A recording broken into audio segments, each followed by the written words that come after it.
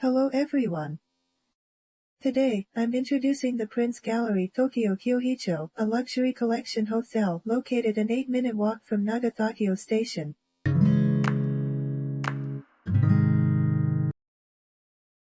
Note that while this hotel was amazing, I accidentally deleted over half of my footage during editing. So, this vlog focuses more on the surrounding restaurants than the hotel itself. The hotel is equidistant from Nagasaki and Akasaka Mitsuku stations. The club lounge is on the 34th floor, but due to our tight schedule, we did a quick check-in at the lobby. Our room was a Club Deluxe twin. The mattress is a luxury collection-specific Simmons model. The familiar hotel guide was also available. Although it was foggy on our check-in day, the view was still great, overlooking the greenery of the state guest house, Akasaka Palace. The Prince Gallery is known for this view and the window side David. I think it's one of the reasons why it's a regular on the Forbes Travel Guide 5-star list. The bathroom has glass walls. At night, you can enjoy the night view while showering. If privacy is a concern, you can switch to frosted glass at the touch of a button. The bathtub is deep, and there's a rain shower, which perfectly suits my personal preferences. The amenities are from Burrito, Stockholm's first fragrance brand, also used in Emirates First Class. There's a control panel by the bedside for lighting and curtains. The spa and fitness Kioicho on the 30th floor was open from early morning until quite late at night. I spent a long time in the bubble bath because it was so good, so I moisturized my whole body with the skincare products I brought. Although I don't usually drink alcohol, I visited the Sky Gallery Lounge La Vita and the Bar de l'Humidity, surrounded by glass art inspired by waterfalls, because I heard the Atrium Bar Lounge was beautiful. I had a light meal there, and despite not expecting much from bar food, it was surprisingly delicious, exceeding my expectations in a good way. While the view from the bar was spectacular, the night view from our room was even better than during the daytime when the weather wasn't great. Back in the room, we found a wine gift.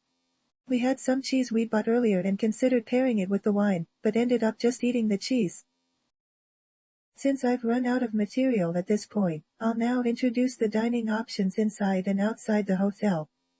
Besides the bar, the hotel has a casual Mediterranean restaurant called Oasis Garden all-day dining with a sky garden concept, and the main dining restaurant Washaku Sound. Previously, I enjoyed a Hawaiian afternoon tea here with a friend. Apparently, you can have afternoon tea in the bar as well as the dining area. Incidentally, there are two destination-worthy restaurants in the Tokyo Garden Terrace Kioicho, which is essentially on the same premises. The first is Akasaka Tanti, a 2 Michelin-starred Chinese restaurant. It's relatively easy to book and, most importantly, delicious. While simple, it has innovative elements like the visually impactful signature dish of fried eggplant with chili aroma. As a Chinese food lover, this is a place I'd like to visit again and again. The second is MAZ, an innovative Peruvian restaurant that I've been curious about for a long time and finally managed to visit. It also has 2 Michelin stars, but it's a bit harder to book at your preferred time. However, it was amazing from the moment we entered.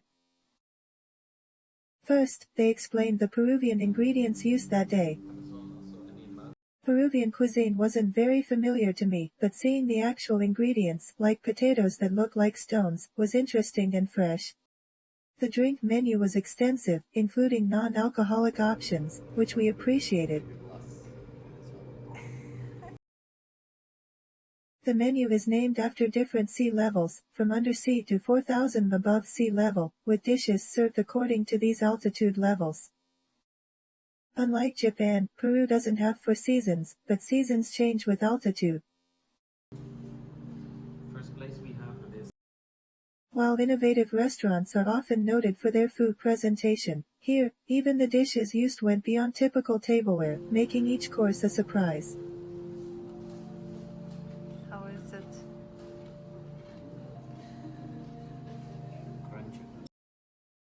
What surprised me even more was that not only the appearance but also the taste of every dish was excellent. And